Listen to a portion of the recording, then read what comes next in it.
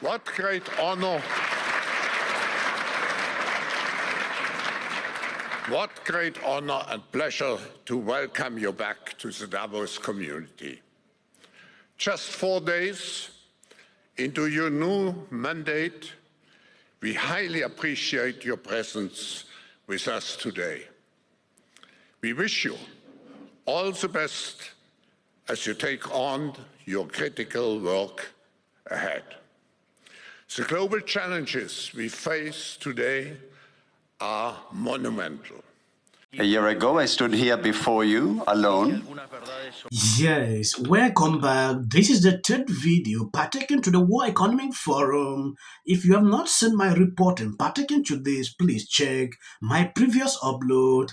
Davos has begun to crumble. President of Argentina addresses WEF audience, tell them their time is over, and a new alliance of freedom-oriented leaders has risen, including the likes of President Trump. I don't know if you've seen this. I'm going to play the whole video and some other clips so you can see exactly what he actually said. The World Economic Forum is not like before. Things have changed. Trump recently gave a speech in this same forum, which I will actually do a report on that on my subsequent videos. Before we even go into that, first take a look at this. A year ago, I stood here before you, alone, and spoke some truths about the state of the Western world that were met with some surprise and astonishment by much of the political, economic, and media establishment of the West. And I must admit that in a way I understand it. A president from a country that, as a result of systematic economic failure for more than 100 years, as a result of having the country taken weak stances in major global conflicts, and as a result of us having closed ourselves off to trade, we had lost practically all international significance over the years. A president of such a country stood on this stage and told the entire world that they were wrong, that they were headed for failure, that the West had gone astray, and that it needed to be redirected. The president of that country, Argentina, who was not a politician, who had no legislative support, no backing from governors, business leaders, or media groups. In that speech, here, standing before you, I told you it was the beginning of a new Argentina, that Argentina had been infected with socialism for far too long, and that with us it would once again embrace the ideas of freedom, a model that we summarize as the defense of life, liberty, and private property. And I also told you that, in a way, Argentina was the ghost of Western Christmases yet to come, because we had already experienced everything you were going through, and we already knew how it would end. A year later, I must say that I no longer feel so alone. I don't feel alone because the world has embraced Argentina. Argentina has become a global example of fiscal responsibility, of commitment to honoring our obligations, and obviously a commitment to solve the inflation problem. Also, we are an example of a new way of doing politics, which is about telling people the truth to their faces and trusting that they will understand. Nor do I feel alone, because over the course of this year, I have found allies in this fight for the ideas of freedom in every corner of the world. From the amazing Elon Musk to that fierce Italian lady, my dear Giorgia Meloni. From Bukele in El Salvador to Viktor Orban in Hungary. From Benjamin Netanyahu in Israel to Donald Trump in the United States. Slowly, an international alliance has been forming among all those nations which, like ours, want to be free and believe in the ideas of liberty. And slowly, what once seemed like the absolute global hegemony of the woke left in politics, educational institutions, in the media, in supranational organizations, or even in forums like Davos, has begun to crumble. And a hope for the ideas of free property were transformed into an artificial artificial and endless list of positive rights. First it was education, then housing, and from then on absurdities like access to the internet, televised football, theater, cosmetic treatments, and an endless number of other desires that were turned into fundamental human rights. Rights that, of course, someone has to pay for, and which can only be guaranteed through the infinite expansion of the abhorrent state. In other words,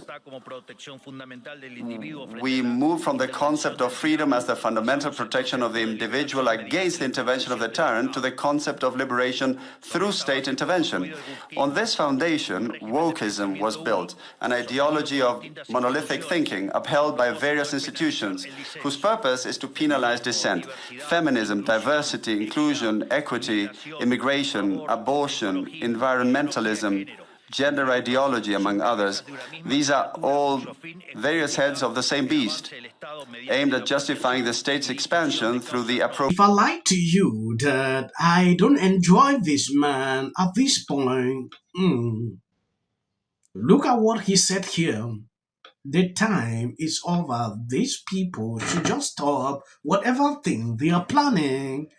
When you look at the rise of politicians that are coming in, they are against these people. The World Economic Forum was regarded as something else in the past, but right now things have changed. The speech Trump gave, telling these people into their faces, they are only two genders. Trump actually said a lot of things into their faces. Klaus Schwab was actually shocked. I think I'm going to do a different segment pertaining to that. I reported this video a few hours ago. I don't know if you've seen that. Let me replay it. Trump has done something no person in the world has ever done before. A dead man, a dead politician, has risen. Somebody who, if we were 4 years ago at Davos, he's buried, dead politically, known to me. He's now returned. This is the greatest comeback in political history of a politician. And then, therefore, he thinks he can do anything. We need to also factor in not only who's won, which is Trump, but who's lost, which is to say us. And I guess I would throw into that the epitome of the us who is losing here is Europe. That the European Union and by and large its member states have misread the direction where events were going. The causes that it is interested in, climate, human rights, some others, as well as the methods of diplomacy that it prefers, are simply being gradually kind of marginalized as something new, not necessarily something better, but something new moves into the center. I propose putting... You can see the panic in here. During his speech at the World Economic Forum, Spain leftist Prime Minister Pedro expressed his proposal to eliminate anonymity for all social media users. This is crazy. I don't know if someone used a comment to spark on this man on social media or what exactly. I don't understand. They want to do something in such a way that you cannot hide yourself on social media. That is what this guy is advocating. Crazy. At a certain point, when I saw this segment, it is 2 minutes long. I'm going to play so you can see their plans. Though some countries tried with X, like Elon Musk should be able to review every account. Elon Musk rejected because it violated a lot of rules. I propose putting an end to anonymity on social media. In our countries, no one can walk the streets with a mask on their face or drive a car without a license plate. No one can send packages without showing an ID or buy a hunting weapon without giving their name. And yet, we are allowing people to roam freely on social networks without linking their profiles to a real identity. This paving the way for misinformation, hate speech, and cyber harassment, because it is facilitating the use of bots and it is allowing people to act without being held accountable for their actions. Such an anomaly cannot continue. In a democracy, citizens have the right to privacy, not to anonymity or impunity, because with those two, social coexistence would be impossible. That is why I believe we must push forward the principle of pseudonymity as the functioning element of social media, and force all these platforms to link every user account to an European digital identity wallet.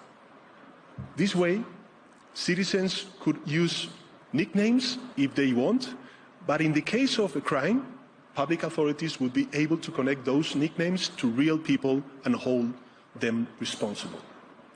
Because accountability is not an obstacle to freedom of speech. It is an essential complement to it.